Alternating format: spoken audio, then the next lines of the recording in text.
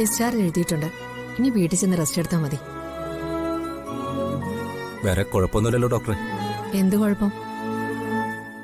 ശരിക്കും ഇയാളുടെ പേരിൽ കേസ് എടുക്കേണ്ടതാ. ഈ വക്കീലിനെ കൊണ്ടുവന്ന എൽദോയൊക്കെ എനിക്ക് അറിയാവുന്നതുകൊണ്ട് ഞാനിത് റിപ്പോർട്ട് ചെയ്യുന്നില്ല. സച്ചി, ആത്മഹത്യയല്ല ഒന്നിനും പരിഹാരം. ഇയാളെ ഒരു നല്ല ക്ലിനിക്കൽ സൈക്കോളജിസ്റ്റിനെ കാണിക്കണം. ഒരു കൗൺസിലിംഗ് ഇയാൾക്ക് അത്യാവശ്യം.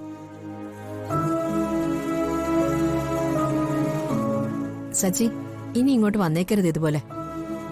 ശരി ശരി.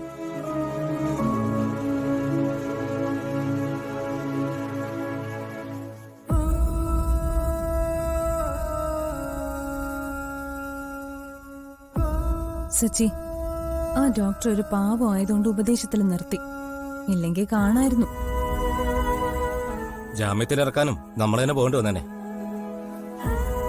സച്ചി എന്തോ ഒന്നും മിണ്ടാത്ത? ചെയ്തത് മണ്ടത്തരായി പോയിന്ന് ഇപ്പൊ തോന്നുന്നുണ്ടോ? ഇല്ല, ആ മത്സ്യത്തൊഴിലാളികൾ ചെയ്ത മണ്ടത്തരം. അവരെന്നെ രക്ഷിച്ചില്ലായിരുന്നെങ്കിൽ എല്ലാം ഇന്നത്തോടെ അവസാനിച്ചേനെ. അഹങ്കാരം കാണിച്ചിട്ട് പിന്നെ മറ്റുള്ളവരെ വേദനിപ്പിക്കുന്ന വർത്താനം പറയരുത്. സച്ചി സ്വന്തം സങ്കടത്തെപ്പറ്റി മാത്രമേ ആലോചിച്ചുള്ളൂ. സച്ചിക്ക് വേണ്ടി ആത്മാർത്ഥതയോടെ കൂടെ നിൽക്കുന്നവരെ കാര്യം സച്ചി എന്താ മറന്നുപോയത്? വീട്ടിലുള്ളവരെ കുറിച്ച് എന്താ സച്ചി ഓർക്കാതിരുന്ന്? മരിക്കാൻ എളുപ്പമാ സച്ചി, പ്രശ്നങ്ങളെ നേരിട്ട് ജീവിക്കാനാ പ്രയാസം. ഇതാവുമ്പോ ഒറ്റയടിക്ക് പ്രശ്നങ്ങളെല്ലാം തീരുമല്ലോ. പിന്നെ കുഴിയെ കൊണ്ട് വെച്ചാൽ മതിയല്ലോ. അർച്ചനയ്ക്ക് ഒരുപക്ഷെ ഓർമ്മ തിരിച്ചു കിട്ടി നാളെ ഒരു ദിവസം തിരിച്ചു വന്നാലോ? ആ സമയം സച്ചി ആത്മഹത്യ ചെയ്തെന്ന് അറിഞ്ഞാ അർച്ചനയ്ക്ക് എന്തായിരിക്കും സംഭവിക്കുക? സ്വന്തം അച്ഛനെ കാണാൻ ആ കുഞ്ഞ് അമ്മയുടെ കൈയും പിടിച്ച് വരുമ്പോ അവളെ ഒന്ന് ചേർത്ത് പിടിക്കാൻ സച്ചി ജീവിച്ചിരിക്കണ്ടേ?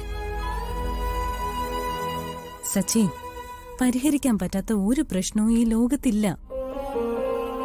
കുറച്ച് ക്ഷമ കാണിച്ചാ മതി. മറ്റുള്ളവര് പറയുന്നത് കേൾക്കാനുള്ള മനസ്സ് കാണിച്ചാ മതി. ഞാൻ മാത്രം മനസ്സ് കാണിച്ച പോരല്ലോ, തിരിച്ചു മറ്റുള്ളവർ എന്നോടത് കാണിക്കണ്ടേ? എന്റെ ഭാര്യ എന്നെ തിരിച്ചറിയുന്നില്ല. മകള് വേറൊരാളെ അച്ഛാന്ന് വിളിക്കുന്നു. അവരെ ഒന്ന് കാണാൻ പോലും ആരും എന്നെ സമ്മതിക്കുന്നില്ല.